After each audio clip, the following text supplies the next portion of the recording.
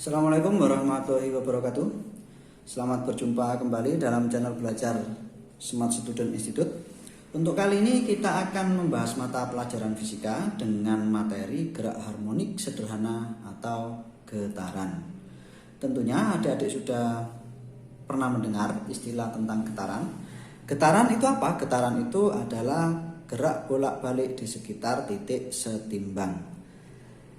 Nah, yang nanti di sini yang kita pelajari adalah bagaimana proses terjadinya getaran, persamaan-persamaan yang ada pada getaran itu yang akan kita pelajari. Oke, langsung mula-mula. Di sini misalkan ada sebuah pegas di mana diletakkan mendatar dengan salah satu ujungnya ini dibuat tetap ya atau diikat. Kemudian pada bagian yang lain di sini diberi beban.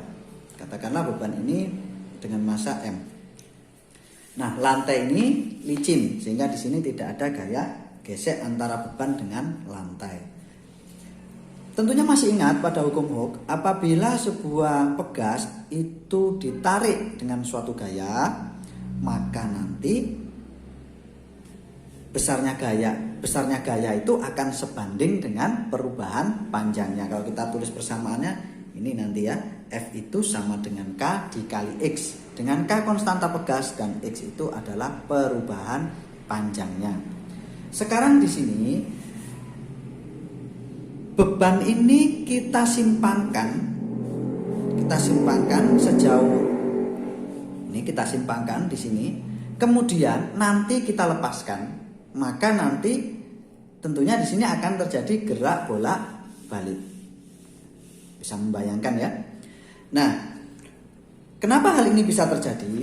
Ketika ini kita tarik, di sini akan muncul gaya yang diberikan oleh pegas pada beban.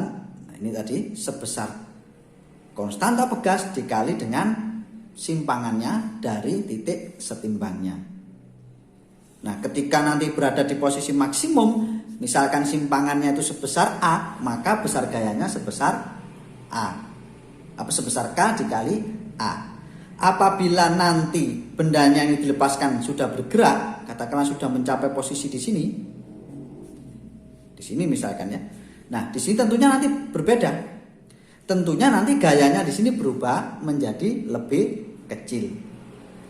Karena posisi benda ini berubah, jarak ke titik setimbangnya itu juga berubah, gayanya juga berubah. Karena di sini kalau kita perhatikan, gaya itu adalah sebagai fungsi dari posisi ya. Jadi kalau nanti bendanya itu semakin dekat dengan titik setimbang, gayanya akan semakin kecil.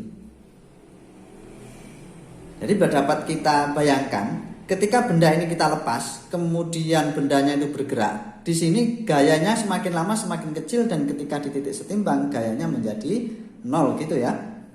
Nah, kalau gayanya itu semakin lama semakin kecil, ingat ya, ada gaya, ada percepatan.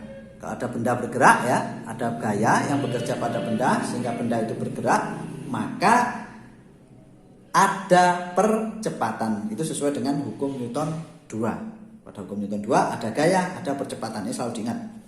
Nah, ketika benda ini nanti di sini karena gayanya di sini itu semakin lama semakin kecil, maka percepatannya dari titik X maksimum ini menuju titik 0 sini, percepatannya semakin lama juga semakin kecil. Dan ketika di sini percepatannya menjadi 0. Karena benda terus-terusan dipercepat, maka pada titik setimbang tentunya bendanya itu kecepatannya akan menjadi maksimum, sehingga bendanya tidak berhenti tetapi terus bergerak ke arah negatif.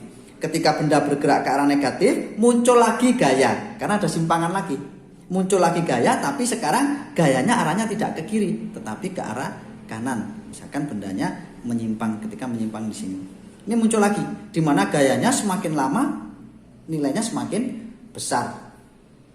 Sampai nanti benda itu berada di posisi maksimumnya. Nah, hal ini terjadi terus-terusan sehingga nanti benda ini bergerak bolak-balik yang disebut dengan getaran semacam itu. Itu ya. Nah, jadi dengan kata lain, penyebab dari adanya getaran ini adalah gaya yang arahnya selalu menuju ke titik pusat atau ke titik setimbang yang kita sebut dengan gaya pemulih. Nah, ini kita sebut dengan gaya pemulih. Ini nilainya negatif K dikali X. Dengan X itu adalah perubahan posisinya. Jadi nilainya X nanti bisa berubah. Sehingga FP-nya juga berubah nilainya. Nih. Selanjutnya itu ilustrasi untuk bagaimana proses terjadinya getaran itu. Nah, sekarang pada gerak kita akan selalu mempelajari yang namanya posisinya bagaimana, kecepatannya bagaimana, percepatannya bagaimana. Kita awali dari posisi. Yang paling mudah kita gunakan saja dari hasil percobaan ya. Dari hasil percobaan, posisi benda pada saat bergerak melakukan getaran, pada saat bergerak harmonik, posisi benda itu jika digrafikkan terhadap waktunya itu akan diperoleh grafik yang seperti ini. Ya. Nah, ini adalah grafik. Ini sudah pernah ada yang tahu ini. Ini adalah grafik sinusoidal. Nah, bentuknya semacam ini. Yang ke arah sana ini T waktu, yang ke sana ini adalah posisinya terhadap titik setimbang. Titik setimbang di sini. Nah, grafik sinusoidal itu apa? Grafik sinusoidal itu adalah grafik dari jarak proyeksi titik partikel yang bergerak melingkar terhadap diameter lintasannya ke titik pusat lingkaran. Kalau dijelaskan dengan kata-kata panjang memang ya. Nah, tapi kalau misalkan ini ya, jadi saya gambarkan apa sih yang dimaksud proyeksi tadi. Misal ini ada suatu titik, mula-mula ada di P. Kemudian titik ini mengalami gerak melingkar beraturan dengan lintasan ini. Nah, berarti pusat lingkarannya kan di sini. Jarak titik P ke pusat ini disebut dengan jari-jari R ya. Ketika titik P itu bergerak sudah menempuh sudut sebesar theta, maka proyeksinya akan berada di sini. Ketika dia bergerak naik lagi, proyeksinya akan naik. Terus dia bergerak sampai S, proyeksinya jadi turun. Jadi titik partikel ini jika bergerak melingkar, proyeksinya ke diameter lingkarannya itu akan naik turun. Jadi di sini terjadi getaran ya. Muncul gerak bolak-balik di sini.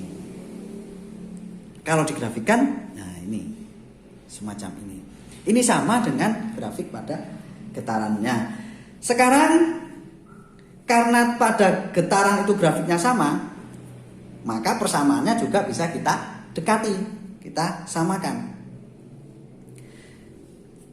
Pada gerak melingkar, pada grafik sinusoidal itu berlaku Y per R itu sama dengan sin theta. Jadi begini ya. Ini misalkan ada sudut theta, Y-nya itu mana? Y-nya ini, ketinggian ini Y, ya, posisinya. Terus R-nya itu jari-jari, tentunya R itu nilainya tetap jari-jarinya ya. Nah, itu sin theta. Nanti tetanya tentunya berubah. Kalau tetanya di sini kan berubah. Semakin ini bergerak, maka tetanya nilainya juga berubah, sehingga Y-nya juga berubah. Nah, R ini tetap, jari-jari tetap. Maka dapat juga ditulis ini Y sama dengan R sin theta. Dapat kita dekati dari persamaan ini. Itu jika tetanya mula-mula berada di 0. Tapi kalau misalkan mula-mula tetanya itu sudah ada, nah, kita hitungnya ketika sudutnya di sini misalkan. Baru kita hitung waktunya. Maka ini dapat diubah menjadi R sin theta ditambah dengan theta 0. Ini perubahan sudut mula-mula. Ini jika GMP. Tetapi bagaimana jika pada getaran? Jika pada getaran tadi simpangan maksimumnya pada getaran itu kan menggunakan A tadi. Maka ini dapat kita ubah pada getaran. Jadi dapat kita ubah simpangannya itu sama dengan amplitudo atau simpangan maksimum dikali dengan sin theta ditambah dengan theta mula-mula. Nah, karena theta itu pada gerak melingkar beraturan, theta itu nilainya adalah kecepatan sudut dikali waktu. Maka ini dapat kita ubah A sinus omega, omeganya kecepatan sudut dikali dengan T ditambah dengan posisi awalnya atau sudut fase awalnya. Ini ya. Nah, ini omega T. Dengan ini adalah kecepatan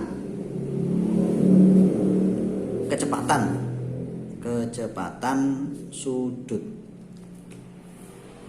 Nih, kecepatan sudut itu nilainya adalah 2 dikali Pi dikali F, atau boleh juga 2Pi dibagi T. Kalau ini pakai frekuensi, kalau yang ini pakai periode. Jadi bisa dijabarkan ke sini. Nah, sekarang kita cari hubungannya, karena di sini tidak besaran-besaran ini ada massa, kemudian ada konstanta dari pegas. Kita cari hubungannya, hubungan-hubungan besaran tersebut.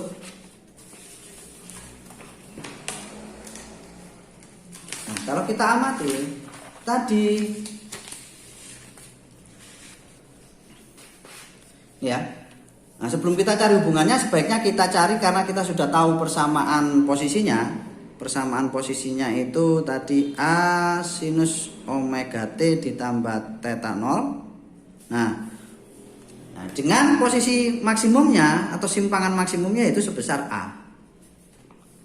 Selanjutnya, dari sini kita tentunya kalau ada posisi ada kecepatan. Kecepatannya berapa? Kecepatan itu turunan dari posisi. Jadi ini kita turunkan. Saya kurang tahu adik-adik sudah belajar turunan atau belum, tetapi langsung aja diingat ya. Langsung aja diingat, nanti V-nya itu nilainya, jadi omeganya keluar, omega dikali A sin, cos. Nah, turunnya sin itu cos omega T ditambah dengan theta 0. Nah, sehingga kecepatan maksimumnya itu nilainya ketika cosnya bernilai 1 kan gitu. Berarti omega A, kecepatan maksimumnya. Nah, ini kalau dilanjutkan dari sini, ini dijabarkan lagi, diturunkan lagi, itu menjadi percepatan. Percepatannya ini diturunkan lagi menjadi negatif. Nah, omeganya keluar lagi, sehingga omega kali omega menjadi omega kuadrat dikali dengan A sin omega T plus theta 0. Di sini nilai A-nya negatif. Karena apa? Karena A itu arahnya selalu ke titik setimbang atau ke titik 0 ya. Nah, maka kita beri tanda negatif. Sehingga A maksimumnya itu nilainya adalah ketika ini bernilai 1. Maka tentunya omega kuadrat dikali dengan A. Ini untuk posisi, kecepatan, dan percepatannya gunakan persamaan ini. Nah, selanjutnya kita jabarkan omega tadi apa hubungannya dengan, kalau untuk pegas hubungannya dengan massa dan konstanta pegasnya apa. Tadi kan sudah disinggung tentang gerak melingkar ya. Pada gerak melingkar itu memiliki apa? Pada gerak melingkar itu GMB itu memiliki gaya sentripetal yang nilainya adalah min M V kuadrat dibagi dengan jari-jarinya, atau boleh dituliskan dengan menjadi M omega kuadrat dikali dengan jari-jarinya. Selanjutnya di situ juga ada gaya pemulih. Kalau pada getaran tadi ada gaya pemulih yang nilainya min Kx. Nah, kedua besaran ini kita samakan. Kalau disamakan, maka nanti Fs itu sama dengan Fp. Sehingga Fs-nya tadi yang dipakai ini aja ya. Nah, M omega kuadrat. R-nya sekarang bukan lagi R, tapi pakai menggunakan X. Nah, ini sama dengan min K dikali X. Tanda negatifnya hilang, ini juga hilang, maka omega kuadrat itu sama dengan K per M. Dengan demikian omega itu nilainya adalah akar K per M. Dari sini kita dapat menyamakan, tadi sudah disinggung juga, jika disinggung ya. Nah, ini disinggung bahwa omega itu 2πf atau juga bisa ditulis menjadi 2π per periode. Maka di sini kita bisa menentukan besarnya frekuensi dan periode apabila diketahui konstanta pegas dan massa dari beban yang digunakan. Kita bisa gunakan, sehingga dari sini 2πf itu sama dengan akar K per M, maka F itu sama dengan 1/2π akar K per M. Atau juga boleh di sini kalau misalkan mencari periode, ya ini tinggal dibalik ya. Dibalik menjadi 2π dikali akar M per K. Sekarang kita pelajari untuk getaran pada bandul sederhana. Nah, apabila ada suatu tali ya, kemudian dikasih beban, nah, sebesar massa bebannya misalkan M, kemudian disimpangkan di sini, katakanlah disimpangkan sejauh X. Nah, kemudian dilepaskan, maka nanti di sini bandul ini tentunya akan berayun. Nah, ini juga termasuk dalam getaran ya. Nah, tadi sebelumnya getaran tadi yang membuat benda bergetar tadi gayanya adalah gaya pemulih. Nah, nanti di sini apa yang berperan sebagai gaya pemulih? Nah, ini kita cari. Di sini ketika disimpangkan, itu di sini ada massa benda ini, maka berat bendanya tentunya massa dikali dengan gravitasi. Ini kalau diuraikan, nah ini yang sepanjang perpanjangan tali besar gayanya M kali G cos theta. Kemudian yang di sini itu mg sin theta. Nah, di sini yang membawa beban ini kembali yang mengarah mendekati titik setimbang itu adalah mg sin theta. Nah, ini adalah yang berperan sebagai gaya pemulih. Sehingga dapat kita tuliskan gaya pemulihnya sama dengan negatif mg sin theta. Ini ya. Nah, karena sudut di sini itu sangat kecil, sin theta itu dapat kita ubah menjadi mg ini x dibagi dengan L, di mana L itu adalah panjang talinya. Ini ya, panjang talinya. Nah, terus kembali kita dekati dari persamaan gerak melingkar tadi, sehingga Fs itu sama dengan Fp. Fs-nya tadi apa? M omega kuadrat dikali dengan R. R-nya di sini pakai X. Itu sama dengan ini negatif mg X per L. Nah, X-nya bisa dibuang, kemudian M-nya juga dibuang, maka omega kuadrat nilainya adalah G per L, sehingga dari sini omega nilainya akar G per L. Nah, sekarang bagaimana dengan periode dan frekuensinya? Sama dengan persamaan tadi, maka frekuensinya itu nilainya adalah 1/2π dikali dengan akar G per L. Kemudian periodenya itu menjadi 2π dikali dengan akar dibalik ya, L per G. Ini juga dapat dijadikan catatan. Nah, selanjutnya kita pelajari bagaimana dengan energi yang ada pada gerak harmonik. Nah, untuk energi di sini, energi yang kita pelajari tentunya energi mekaniknya. Nah, masih ingat ya, energi mekanik itu terdiri dari energi potensial ditambah dengan energi kinetik. Di sini tentunya energi mekaniknya ketika benda itu bergetar, katakanlah ini ketika bergerak, benda itu bergetar, energi mekaniknya itu tetap. Tetapi yang berubah-ubah itu besar energi potensial dan energi kinetiknya. Ketika di simpangan maksimumnya, di sini energi potensialnya itu bernilai maksimum, atau dengan kata lain, bentuk energinya di sini, bentuk energi mekaniknya di sini itu dalam bentuk energi potensial. Ketika berada di titik setimbangnya, bentuk energi mekaniknya itu dalam bentuk energi kinetik. Karena di sini nanti energi potensialnya 0. Sedangkan di sini energi kinetiknya itu nilainya 0. Nah, tapi ketika diantaranya, nah itu nanti mempunyai nilai sendiri-sendiri ya. Ada energi potensial dan juga ada energi kinetik. Nah, sekarang coba kalau kita mau mencari besarnya energi mekanik, kita ambil saja dari keadaan setimbangnya ya. Nah, dari keadaan setimbangnya berarti pada saat benda itu memiliki kecepatan maksimum. Maka dapat kita tuliskan energi mekanik itu sama dengan energi kinetik maksimum.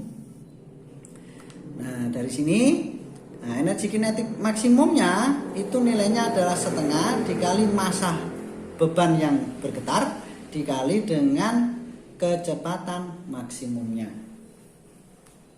Selanjutnya kita uraikan lagi, ini menjadi setengah dikali M. Kecepatan maksimum tadi apa? Omega dikali dengan amplitudo dikuadratkan. Sehingga nanti di sini hasilnya setengah M omega kuadrat A kuadrat. Ini adalah besarnya energi kinetik maksimumnya sebesar setengah M omega kuadrat A kuadrat. Atau energi mekaniknya, ya ini nilainya total. Nah, jika nanti benda itu berada pada simpangan tertentu, katakanlah pada simpangan tertentu, pada saat di antara titik setimbang dan amplitudonya, nah, maka nanti kita bisa tentukan EK itu bisa kita tentukan dari setengah M VT kuadrat. Nah, persamaan VT tadi apa tadi? Setengah M V itu omega A cos omega T. Tentunya ini dikuadratkan. Sehingga nanti kita temukan setengah M omega A ini kuadrat cos kuadrat omega T. Ini untuk energi kinetik pada saat dia ada di simpangannya ya. Nah, terus kemudian energi potensialnya bagaimana?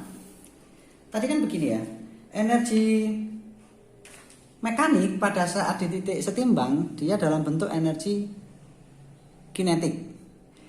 Nah, ketika dia itu bergerak menuju amplitudonya, menuju simpangan maksimum, ketika dia menyimpang di sini ada perubahan. Energi kinetiknya berubah menjadi energi potensial ya. Sampai di sini nanti seluruh energi kinetiknya itu sudah berubah seluruhnya menjadi energi potensial. Jadi nanti kita bisa gunakan saja, ambil aja selisihnya. Jadi kalau di sini tadi energi kinetik maksimumnya ada, kita tinggal cari energi kinetik misalkan pada simpangan ketika dia berada di sini ya. Nah, nanti energi kinetik pada saat dia berada di sini berapa? Nah, selisihnya itu adalah energi potensialnya. Gitu ya. Jadi dari sini sekarang kita cari saja energi potensialnya, itu nilainya adalah energi kinetik maksimum dikurangi dengan energi kinetik pada simpangan Y.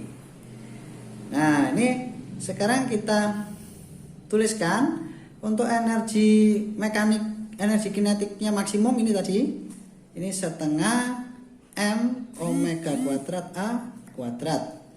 Terus selanjutnya dikurangi dengan ini tadi M omega kuadrat A kuadrat cos kuadrat omega T. Ini kalau kita faktorkan, ini bisa menjadi setengah omega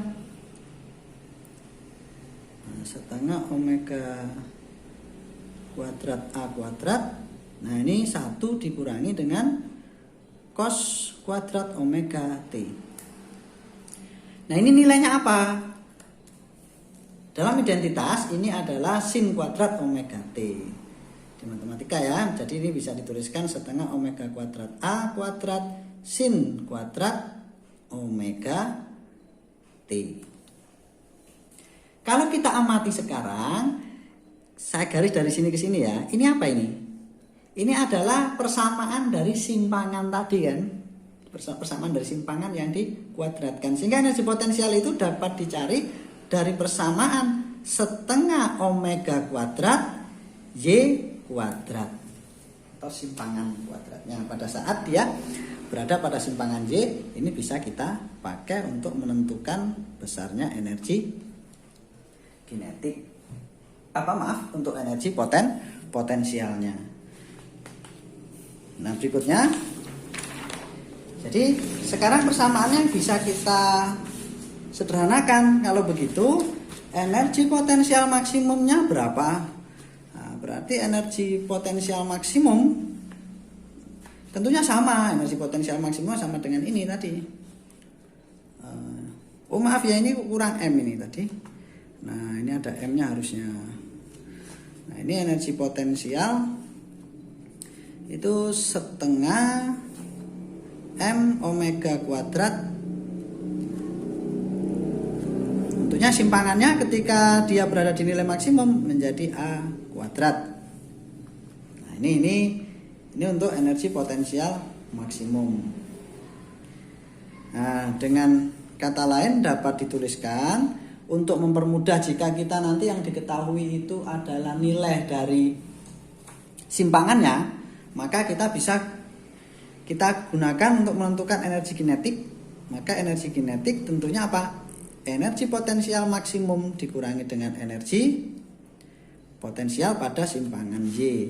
Nah ini nilainya pada saat maksimum itu setengah M omega kuadrat A kuadrat dikurangi dengan setengah M omega kuadrat Y kuadrat. Sehingga energi kinetik itu bisa kita gunakan persamaan semacam ini. Kalau kita faktorkan itu menjadi A kuadrat dikurangi Y kuadrat.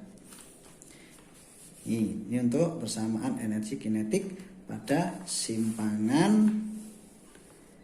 pada saat dia berada pada simpangan Y. Nah itu ya untuk persamaan-persamaannya.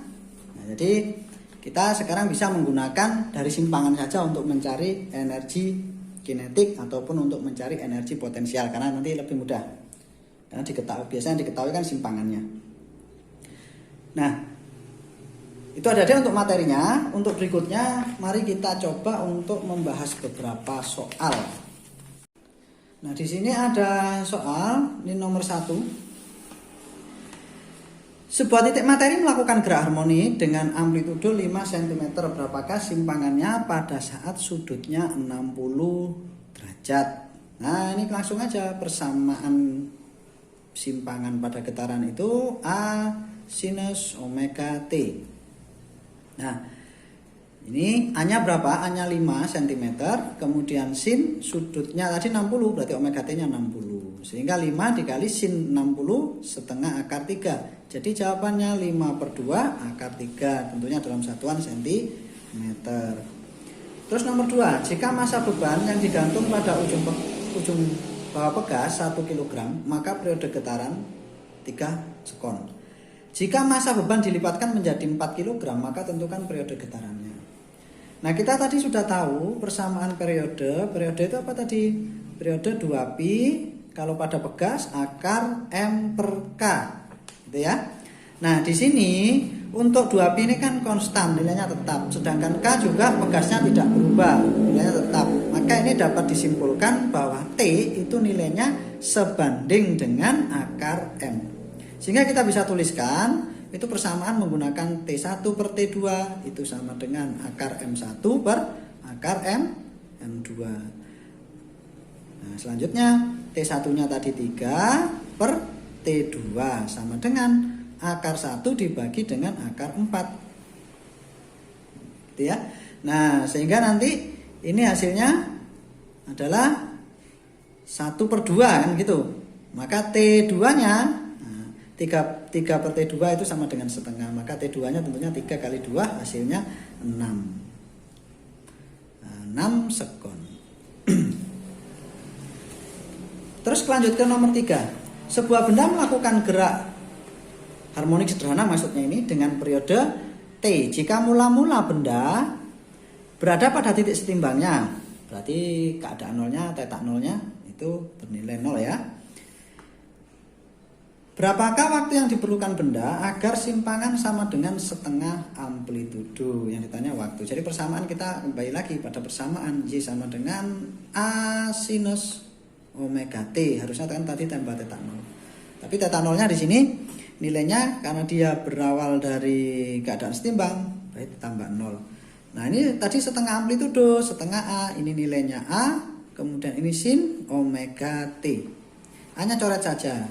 Dari sini sin omega T itu nilainya adalah setengah.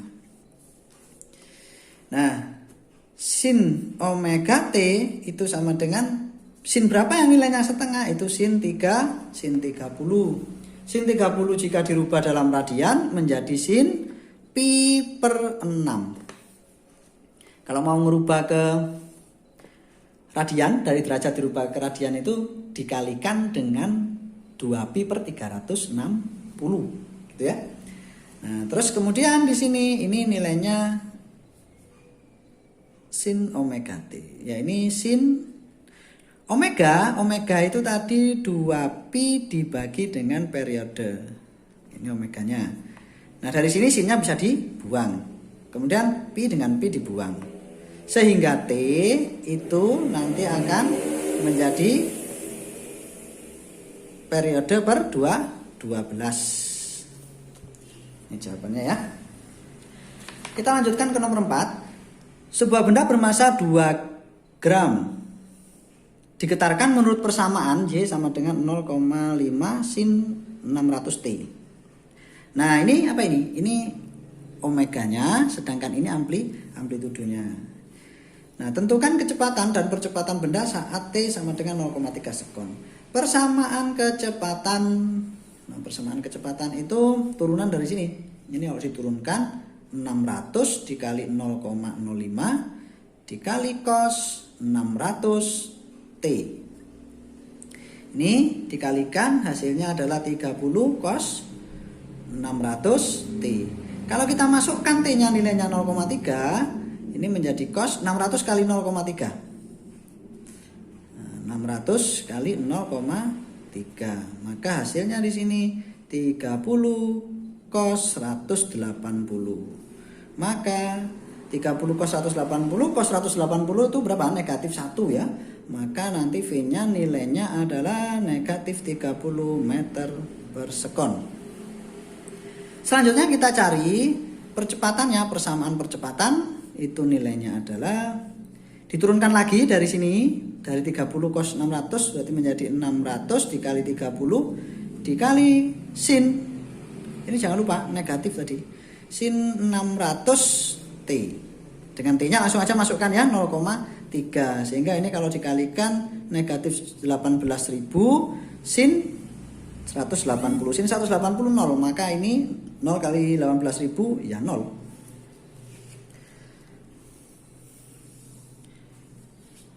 Lanjut ke nomor 5. Benda yang masanya 1 gram bergetar harmonik dengan amplitudo 2 cm. Frekuensinya 100. Hitunglah energi kinetik, potensial, dan mekanik atau energi totalnya saat simpangannya 1. Ditulis saja ya yang diketahui apa dulu. Karena ini tidak dalam SI. Kita rubah semua dalam SI dulu. Masanya itu 1 gram itu 10 pangkat negatif 3 kg. Kemudian amplitudonya itu 2 kali 10 pangkat negatif 2 meter. Terus simpangannya itu 1 dikali 10 pangkat negatif 2. Jadi 10 pangkat negatif 2 meter. Ada lagi, frekuensi. Frekuensinya 100 Hz. Nah tadi energi kinetik, energi potensial. Tadi kan sudah punya persamaan energi potensial, sudah ada. Nah, untuk menentukan kita cari aja dulu energi potensial. Energi potensialnya itu sama dengan setengah omega dikalikan dengan omega kuadrat. Ya maaf. Ini energi potensial setengah dikali massa dikali omega kuadrat dikali dengan simpangan kuadrat. Nah ini hasilnya berapa ini? Setengah dikali massa. Untuk omeganya ini, omega ini kita ubah dalam bentuk frekuensi ya. Jadi menjadi 2pi dikali F kuadrat dikali dengan Y kuadrat. Sehingga setengah dikali, masukkan aja angkanya, 10 pangkat negatif 3. Kemudian dikali 4 pi kuadrat dikali F kuadrat. F kuadratnya 100 menjadi 10.000 atau 10 pangkat 4 dikali ini tadi 10 pangkat min 2 kuadrat menjadi 10 pangkat min 4. Dengan demikian ini kecoret, ini kecoret. Terus ini kecoret dan ini sisa 2. Maka hasilnya adalah menjadi 2 kali pi kuadrat dikali 10 pangkat negatif 2. Dalam satuan joule ya. Pi kuadrat ini bisa diubah menjadi 10. Jadi ini nilainya 10. Baik 2 dikali 10 dikali 10 pangkat, ini maaf 3 ini tadi, kali 10 pangkat negatif 3. Jadi hasilnya 2 kali 10 pangkat negatif 2 joule. Ini untuk energi potensialnya. Berikutnya kita cari energi potensial maksimum. Kita cari energi potensial maksimum. Nah, energi potensial maksimumnya kita cari EP max. EP max ini juga sama dengan energi total. Menggunakan apa tadi? Setengah M omega kuadrat A kuadrat. Tinggal masukkan angkanya, setengah dikali, langsung ya, 10 pangkat min 3 dikali omeganya tadi menjadi 4pi kuadrat dikali 10 pangkat 4. Nah ini menjadi berapa tadi? 2 kali 10, 2 dikali 10 pangkat min 2. Berarti kalau dikuadratkan, 2-nya dikuadratkan 4, 10 pangkat min 2 jadi 10 pangkat min 4. Kalikan semua, nanti ini nilainya, ini tentunya habis. Kemudian ini dengan ini jadi 2, ini 2 kali 4, 8. Ini tadi 10. Ya, 10 menjadi kali 10 pangkat min 2 joule. Ini adalah energi potensial maksimum atau juga sama dengan energi mekanik total. Nah, sekarang energi kinetik itu bisa kita cari dari EP max dikurangi dengan EP pada saat simpangan di Y tadi. Nah, ini berarti 8 kali 10 pangkat min 2 joule dikurangi dengan 2 kali 10 pangkat min 2 joule. Hasilnya 6 kali 10 pangkat min 2 joule. Dengan demikian dapat disimpulkan EK itu sama dengan 6 kali 10 pangkat min 2 joule. Kemudian EP-nya itu sama dengan